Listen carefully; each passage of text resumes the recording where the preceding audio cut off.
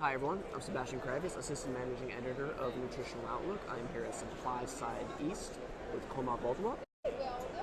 She's a CEO and founder of a women-focused ingredient company, Valeria Health. Thanks so much for joining us. Thank you. My pleasure. So I wanted to start by talking about a recent study that Valeria Health announced the results of related to menopause support. I wonder if you could kind of describe the design of the study and what the results showed. So we did a clinical study on 70 healthy women, menopausal women. The inclusion criteria had been the symptoms, which are the major menopausal symptoms like hot flashes, night sweats, anxiety, stress, etc. The results have been pretty good. It's now published in the Curious Journal, and we have seen some significant reduction in the mentioned above symptoms, like the hot flashes, as few as in 4 weeks, and that's something which is pretty good about it. Yeah.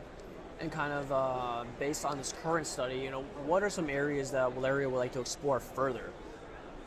So as we are a women-focused ingredient brand, we would like to expand further into the issues that women faces over the life stages of hers, and that's the area where we would want to expand further into the category, further into the menopause, where some more detailed issues that women faces during the menopausal stage, as it's an 8-year to 10-year on average journey, and the issues that has been associated with it, we would want to go deep dive into it.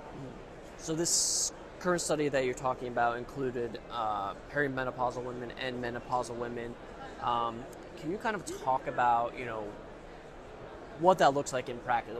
What the symptoms look like for a perimenopausal woman versus a menopausal woman, and how those two markets may differ? Love that question. So, a perimenopausal woman to a postmenopausal woman, it's a journey. Usually, the journey is about an average of 8 years, and kind of not many women are really aware about that journey. The symptoms usually are pretty much different for every woman. The journey depends on a lot of the factors, genetic, stress, etc. factors, environmental factors, which decide onto the symptoms that's there. But most of the women, they usually have the symptoms that we have studied, about the 7 symptoms as I mentioned: hot flashes, night sweats, anxiety, fatigue, the daytime fatigue, which is kind of also one of the symptoms that's been measured, sleeplessness, are the symptoms that's not been much spoken about, but if you go into the kind of the study, or if you go into the surveys, these are much being complained about by the women, and that's why we tried to went back to the consumers to understand what are the issues that they are facing about it, and that's how we planned out our study. I've been into the women wellness category for like about 7.5 years. Been into this category. I've been one of the advocates in India into the women wellness category, and that's how I bring this kind of an expertise where I can surely say that the women are facing it. My previous company was a D2C brand, and over there we were directly in touch with the consumer to understand it more deeper about the issues that they would be facing.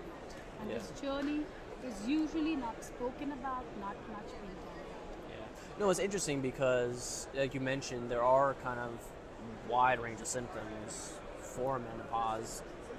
Most people only really talk about hot flashes in kind of the mainstream. So there is such a huge amount of opportunity to kind of capture all these other potential symptoms. When I was talking to Gen M recently, they're talking about 40 symptoms across the board that there's, these companies can, and they kind just of look for target. the hot flashes, Yeah. and they just say menopause, hot flashes. No, it's not there.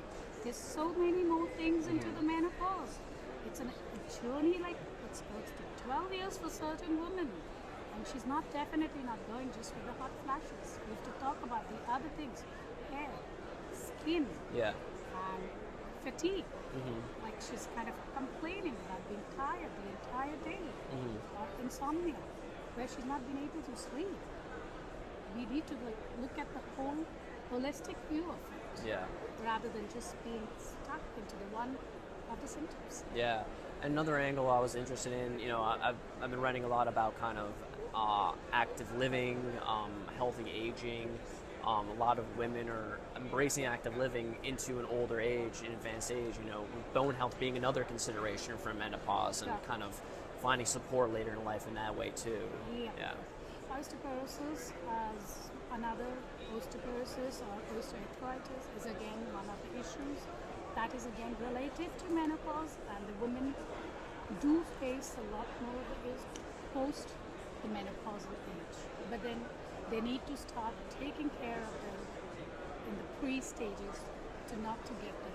Yeah. And we are definitely thinking that that's also one of the good opportunity that we could be exploring into